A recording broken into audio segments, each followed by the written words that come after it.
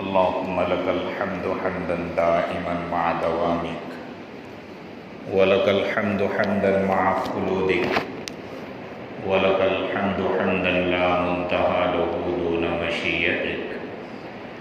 والصلاة والسلام على نبيك وحبيبك محمد سيد الأنبياء والمرسلين. أما بعد، فأعوذ بالله من الشيطان الرجيم. بسم الله الرحمن الرحيم. وَلَنَبْلُوَنَّكُمْ بِشَيْءٍ مِّنَ الْخَوْفِ وَالْجُوعِ وَنَقْصٍ مِّنَ الْأَمْوَالِ وَالْأَنفُسِ وَالثَّمَرَاتِ وَبَشِّرِ الصَّابِرِينَ. صدق اللہ العظیم. یا رب صل وسلم دائما ابدا على حبیبک خیر الخلق کلہم. یا رب صل وسلم دائما ابدا على حبیبک خیر الخلق کلہم. یا رب صل وسلم دائما ابدا على حبیبک خیر الخلق کلہم. بزرگان محترم دوستو، جیسا کہ 2-3 جمعات سے اسی آیت کریمہ کے تحت بات چل رہی ہے کہ اللہ رب العزت نے مجھے اور آپ کو اس دنیا میں بھیجا ہے اور اس دنیا کو امتحان گاہ، آزمائش گاہ بنایا ہے. ایک بات یہ ذہن میں رکھے کہ دنیا کی مصیبتوں کی انتہا موت ہے. دنیا کی مصیبتوں کی انتہا موت ہے، اس سے بڑی مصیبت نہیں ہو سکتی. اور دنیا کی نعمتوں کی انتہا زندگی ہے، اس سے بڑی نعمت نہیں ہو سکتی. یہ دو ایسے سلسلے ہیں کہ جس کو لے کر چاہے نعمتوں کا سلسلہ ہو یا مصیبتوں کا سلسلہ ہو، اللہ رب العزت نے اپنے بندوں کا امتحان لیا ہے، ان کے ذریعے سے اپنے بندوں کی آزمائش کی ہے. ماقبل کے جمعوں میں یہ بات بتائی گئی آیت کے تحت کہ اللہ رب العزت نے اپنے بندوں سے قسم کھا کر وعدہ کیا ہے وَلَنَبْلُوَنَّكُمْ، کہ ہم ضرور بھی ضرور تمہارا امتحان لیں گے، تمہاری آزمائش کریں گے. کبھی تو نعمتوں کے ذریعے سے اور کبھی مصیبتوں کے ذریعے سے. اور یہ بھی بتایا گیا کہ جن چیزوں کے ذریعے سے اللہ امتحان لیں گے، اللہ نے وہ بھی واضح کر دیا اور وہ بھی بتا دیا کہ ہم کن چیزوں کے ذریعے سے اپنے بندوں کا امتحان لیں گے. اس سے بڑی مہربانی اور کیا ہو سکتی ہے. ایک مثال کے ذریعے سے بتایا گیا تھا کہ اگر کسی کو بورڈ ایگزام دینا ہو، 10ویں 12ویں کا ایگزام دینا ہو، وہ ساری محنتیں کر رہا ہے لیکن اسے علم ہی نہیں کہ سوال کون سا آئے گا، کوئسچن پیپر میں کوئسچن کون سے آئیں گے، تو ایک کشمکش کا شکار ہوتا ہے. ہر پیج اور ہر صفحے کو دیکھتا ہے کہ یہ بھی آ سکتا، اس کو بھی دیکھ لو، یہ بھی آ سکتا، اس کو بھی دیکھ لو. میرے خیال سے آج کا زمانہ تو یہ بہت کم رہ گیا کہ پیج دیکھے جاتے ہیں، بلکہ آج کا زمانہ تو چیٹنگ والا زمانہ ہے. ڈائجسٹ اور گائیڈ کے پیج پھاڑ پھاڑ کر بچے کیا کرتے ہیں، اس کی گھڑی کر کے پرنیاں بنا کر کہیں بھی چھپا کر ایگزام ہال میں لے کر چلے جاتے ہیں. ستم بالائے ستم، کچھ جگہوں تو اتنا ظلم ہو جاتا ہے کہ جو ایگزامینر ہوتا ہے وہی ڈائجسٹ پیش کر دیتا ہے کہ یہ اس کا سوال ہے، اس کا جواب ہے، لکھ لو. تو ساری پریشانیاں یہی پہ ختم. لیکن اللہ رب العزت نے اپنے بندوں پر کتنی مہربانی کی ہے کہ آزمائش اور امتحان بھی بتا دیا اور کس چیز کے ذریعے سے امتحان ہوگا اس کو بھی بتا دیا، تاکہ کشمکش کے شکار ہونے کی ضرورت ہی نہیں، پریشان ہونے کی ضرورت ہی نہیں. وَلَنَبْلُوَنَّكُمْ بِشَيْءٍ مِّنَ الْخَوْفِ، یہ بتایا گیا تھا کہ 5 چیزوں کا اللہ امتحان لے گا. اب 5 چیزیں آیت میں تو ذکر کی گئی، جیسے خوف کا ذکر کیا، جوع یعنی بھوک کا ذکر کیا، وَنَقْصٍ مِّنَ الْأَمْوَالِ وَالْأَنفُسِ وَالثَّمَرَاتِ، اس میں 3 چیزوں کا ذکر کیا. ایسی 5 چیزیں ذکر کی. مفسرین نے اس کی تفسیر میں الگ الگ اقوال ذکر کیے، لیکن ہم جو بات آپ کے سامنے پیش کر رہے ہیں 2-3 جمعات سے، وہ امام شافعی رحمۃ اللہ علیہ کے تفسیر کے مطابق ذکر کر رہے ہیں کہ ان 5 چیزوں کی تفسیر انہوں نے کیا لی. خوف کی تفسیر انہوں نے اللہ کا ڈر، اللہ کا خوف، خوف آخرت مراد لیا ہے، اس سے تفسیر کی ہے. تو اس کے تعلق سے ایک جمعہ میں مستقل آپ کے سامنے صحابہ کے واقعات، صحابیات کے واقعات کے ذریعے سے اس کو بتایا گیا. اس کے بعد جو دوسری قسم تھی یعنی بھوک کے ذریعے سے اللہ آزمائیں گے، امتحان لیں گے. بھوک کی تفسیر امام شافعی رحمۃ اللہ علیہ نے روزوں سے کی ہے، چاہے رمضان کے روزے ہو یا نفلی روزے ہو، عاشوراء کا روزہ وغیرہ ہو، محرم وغیرہ کے روزے ہو. اس میں اللہ کی آزمائش کیسی ہے گزشتہ جمعہ میں وہ بھی بات آ گئی ہے. اب اگلی 3 چیزیں ہیں، وَنَقْصٍ مِّنَ الْأَمْوَالِ وَالْأَنفُسِ وَالثَّمَرَاتِ، کہ اللہ رب العزت امتحان لیں گے مال کو کم کر کے، جان کو کم کر کے اور پھلوں کو کم کر کے. مال کی تفسیر، مال کو کم کرنا امام شافعی رحمۃ اللہ علیہ کے قول کے مطابق بتایا گیا تھا کہ اس سے وہ زکوٰۃ اور نفلی صدقات مراد لیتے ہیں.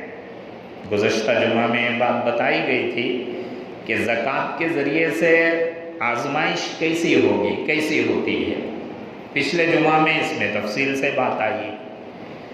من الاموال والانفس والثمرات، آج 2 باتیں ذکر کرنی ہیں اور اسی سے متعلق آپ کے سامنے بات رکھنی ہے کہ 2 چیزوں کی کمی، ایک تو جان کی کمی اور دوسرا ثمرات کی کمی. جان کی کمی، نفس کی کمی سے مراد امام شافعی رحمۃ اللہ علیہ کے نزدیک یہ خود انسان کی اپنی ذات ہے، اس کا مر جانا یا اس کا بیمار ہونا. اور ثمرات کی تفسیر امام شافعی رحمۃ اللہ علیہ نے اولاد سے کی ہے، کیونکہ اولاد بھی پھل کے مانند ہوتا ہے. حدیث میں اولاد کو ایک جگہ پھل ذکر کیا، ثمر سے، جگر سے ذکر کیا، آگے اس کی بات انشاءاللہ ذکر کی جائے گی. تو یہاں پر جو باتیں ذکر کی گئی وہ آزمائش اور امتحان کی بات ذکر کی گئی ہے. جان کی کمی جہاں تک اس کا سوال ہے تو اب یہ موت کے ذریعے سے بھی ہو سکتا ہے اور امراض اور بیماریوں کے ذریعے سے بھی ہو سکتا ہے. جہاں تک موت کا سوال ہے یا کمی اور بیشی کا سوال ہے، دنیا کے اندر ہر ایک پر وہ چیز طاری ہوتی ہے. کبھی تو انسان کے ذات پہ وہ چیز طاری ہوتی ہے، کبھی انسان کے احوال اور اس کی حالتوں پر وہ چیز طاری ہوتی ہے. مثلا انسان کی ذات پہ طاری ہونے کا مطلب یہ ہے کہ خود اس کی اپنی ذات کی وفات ہو جائے، موت ہو جائے، انسان ہی اس دنیا سے رخصت ہو جائے، یہ مطلب.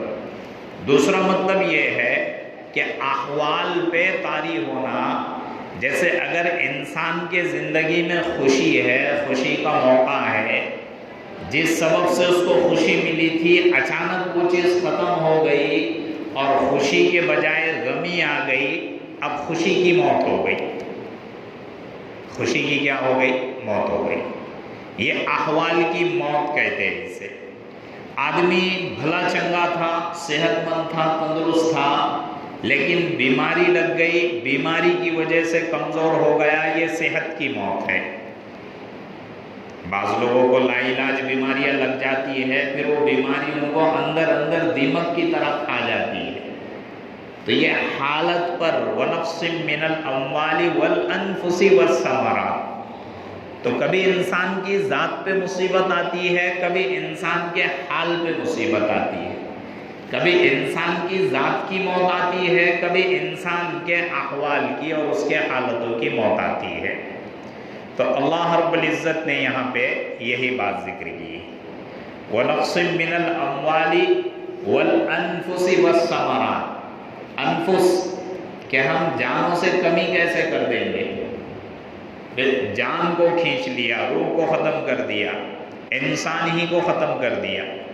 کثرت اموات، کبھی اس کے گھر کے فرد کو لے لیا، کبھی اس کے گھر کے بڑے کو اٹھا لیا، کبھی اس کے دوست کی جان لے لی، کبھی خود اس کی جان لے لی، روح کو قبض کیا اور اپنے پاس بلا لیا۔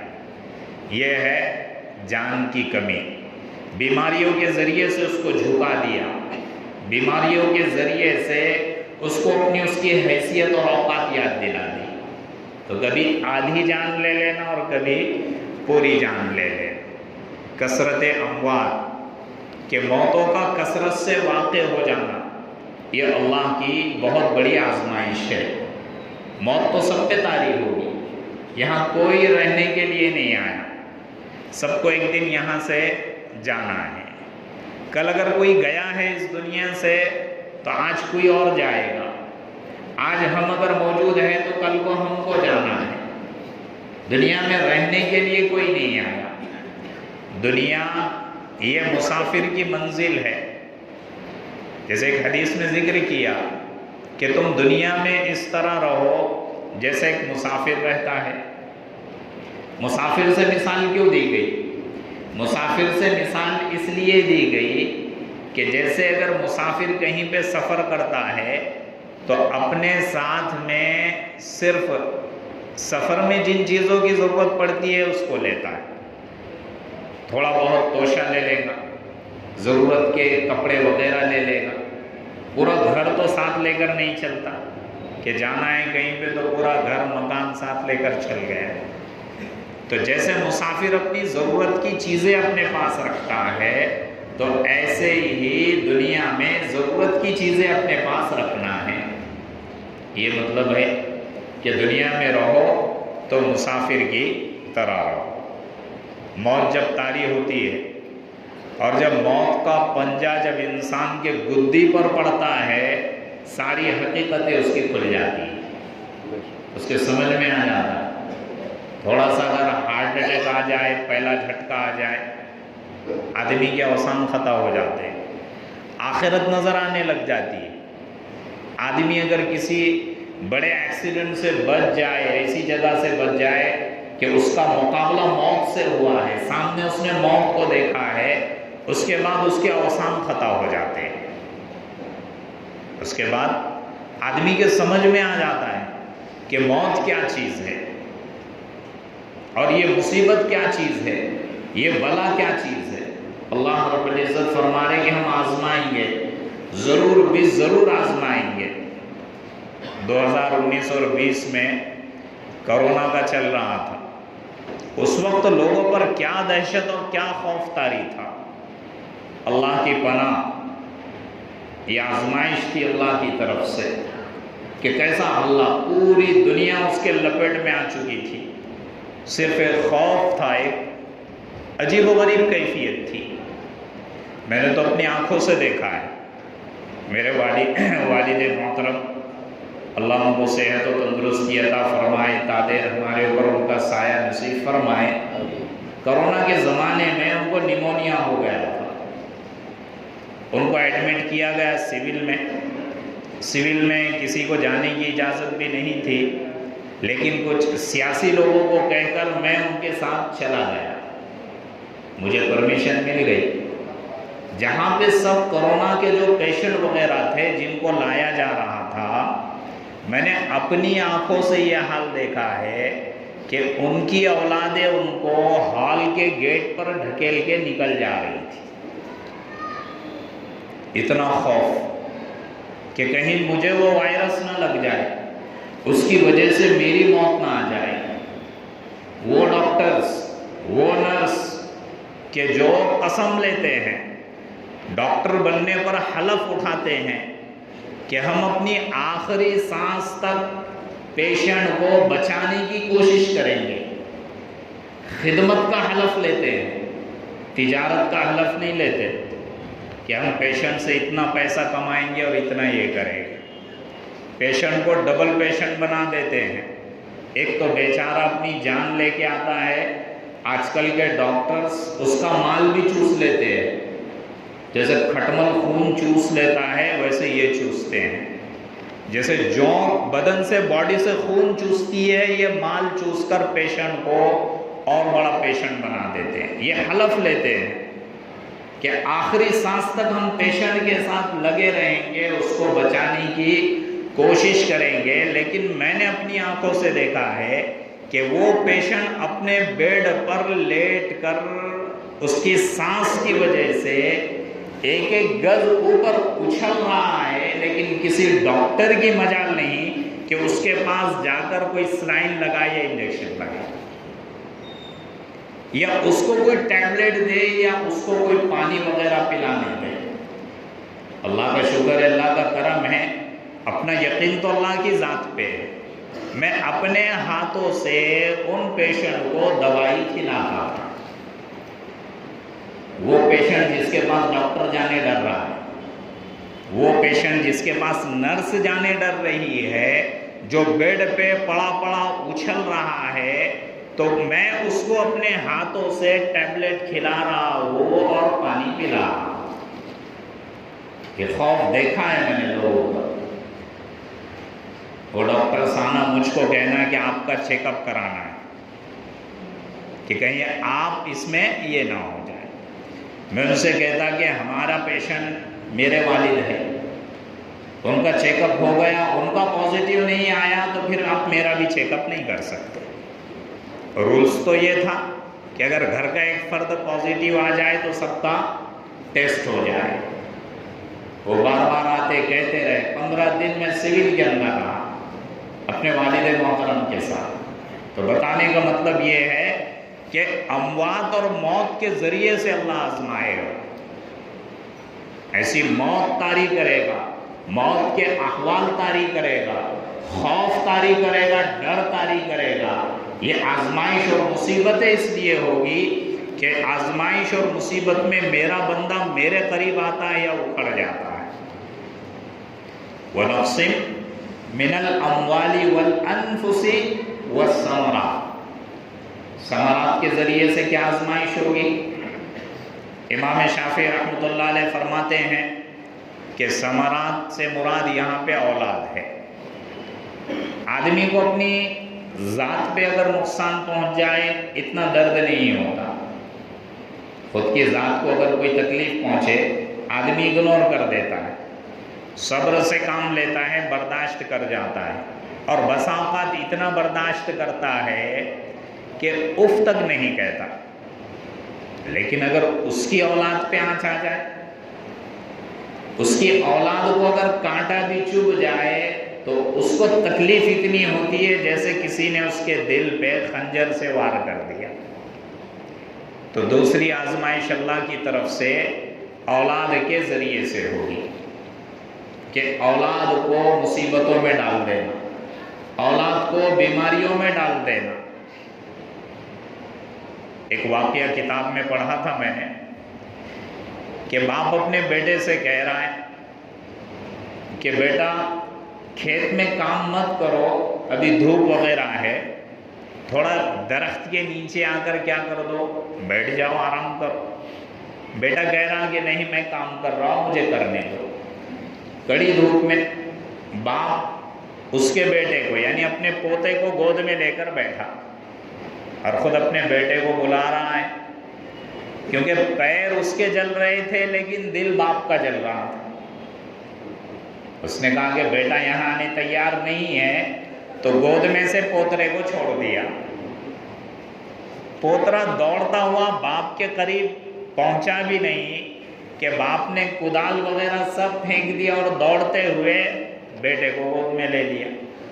کتنی گرم دھوپ میں تمہارے پیر جل جائیں گے۔ باپ نے کہا کہ اتنے دیر سے میں کہہ رہا ہوں تو سمجھ میں نہیں آ رہا۔ تو ثمرات اللہ اولاد کے ذریعے سے بھی امتحان لیں گے۔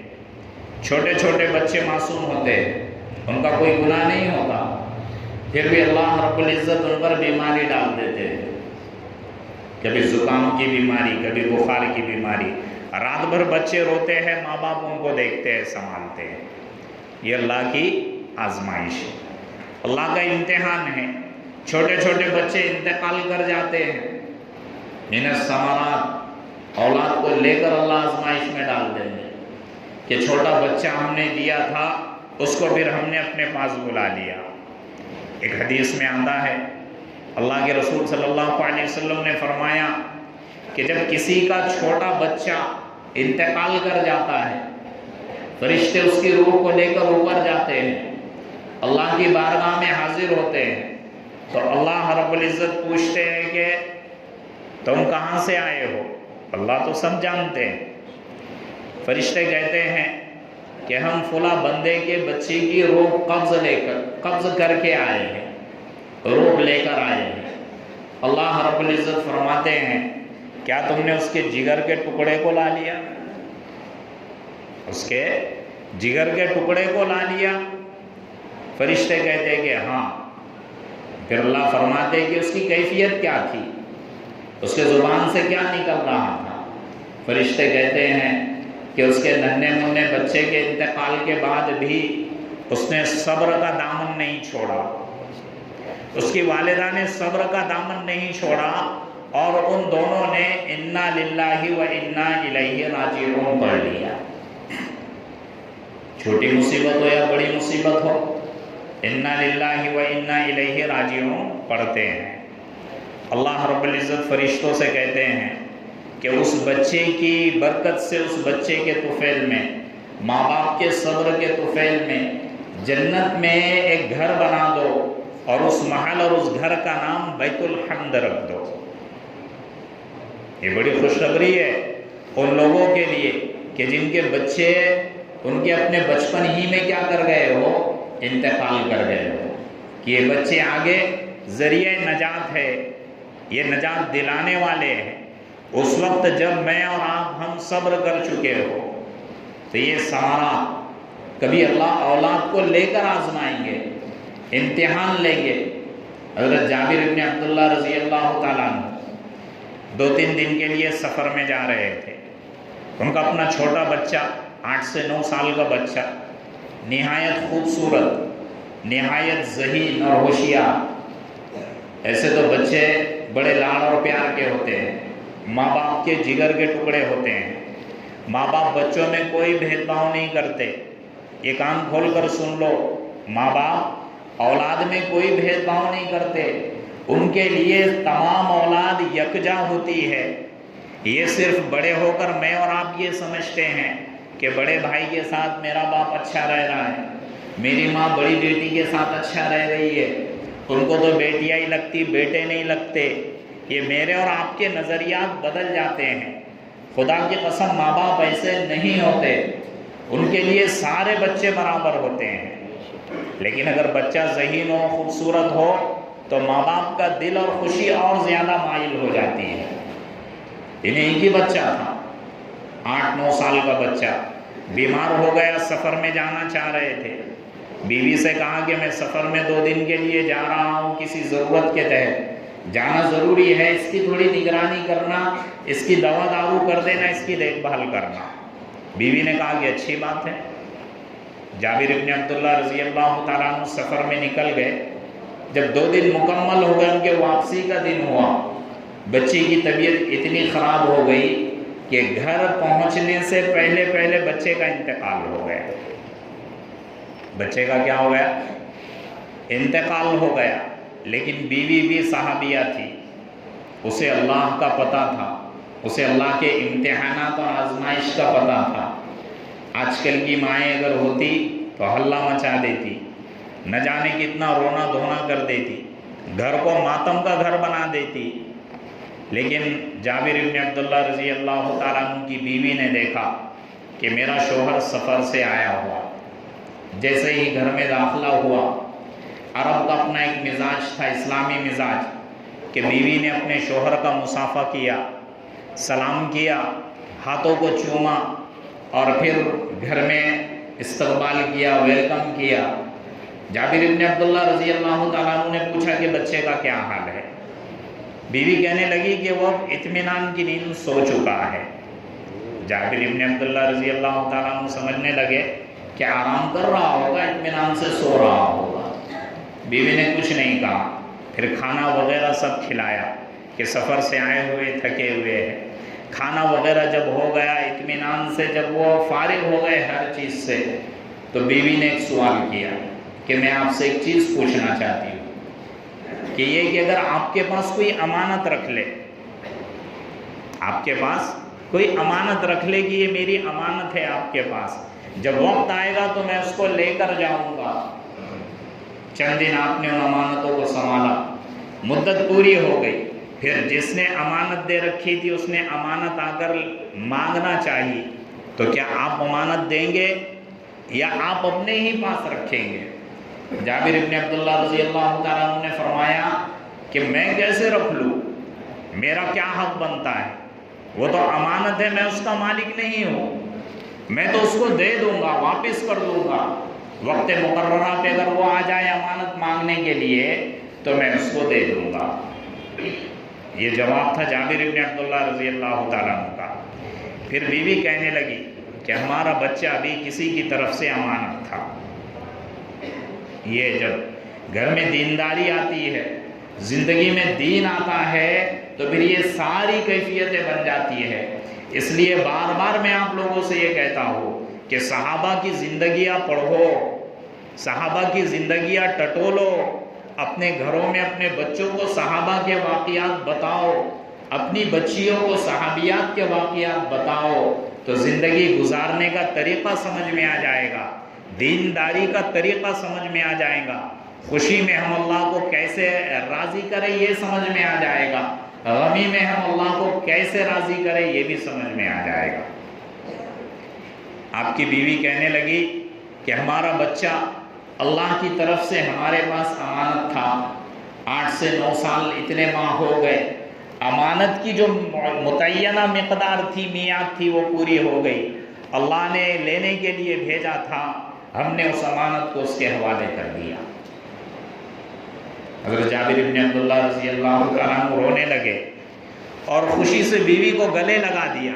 کہا کہ تو نے بہت بڑا مسئلہ میرا حل کر دیا، کہ کتنی آسانی کے ساتھ اور کتنے پیارے انداز میں تو نے مجھے صبر کا دامن بھی تھامنے کے لیے کہہ دیا اور مجھے اس کے ذریعے سے اللہ کے قریب بھی کر دیا. یہ ہے وَنَفْسٍ مِّنَ الْأَمْوَالِ وَالْأَنفُسِ وَالثَّمَرَاتِ. کبھی اللہ خود ہم کو لے کر آزمائیں گے، کبھی ہماری اولادوں کو لے کر آزمائیں گے. وَنَفْسٍ مِّنَ الْأَمْوَالِ وَالْأَنفُسِ وَالثَّمَرَاتِ. ان 5 طرح کی آزمائشوں کے بعد جو صبر کرے گا، وَبَشِّرِ الصَّابِرِينَ، اللہ فرما رہے کہ صبر کرنے والوں کو بشارت دے دو. اور جو صبر کرتا ہے، چھوٹی مصیبت ہو بڑی مصیبت ہو، اِنَّا لِلَّهِ وَإِنَّا إِلَيْهِ رَاجِعُونَ کہتا ہے. یہ صرف کسی کے موت پہ پڑھنے کی دعا نہیں ہے، ٹھوکر بھی لگ جائے تو یہ پڑھو، اِنَّا لِلَّهِ وَإِنَّا إِلَيْهِ رَاجِعُونَ. چھوٹی سے چھوٹی بڑی مصیبت ہو، اگر آپ کے گاڑی کی چابی ہے، آپ نے سیدھے جیب میں رکھی ہے، لیکن آپ ادھر کے جیب میں تلاش کر رہے ہیں، اس وقت آپ تھوڑے سے پریشان ہو جائیں گے کہ چابی کہاں ہے. وہاں بھی پڑھ لو اِنَّا لِلَّهِ وَإِنَّا إِلَيْهِ رَاجِعُونَ. اس پر بھی آپ کو نیکی ملے گی۔ اس میں عقل کے اعتبار سے بھی سکون ملے گا اور طبیعت کے اعتبار سے بھی سکون ملے گا۔ یہ دعا پڑھنے پر عقل کے اعتبار سے کیسے سکون ملے گا، طبیعت کے اعتبار سے کیسے سکون ملے گا، اور اللہ نے یہ دعا کیوں سکھلائی، انشاءاللہ کسی وقت اس کا تذکرہ کیا جائے گا۔ اللہ رب العزت عمل کی توفیق عطا فرمائے۔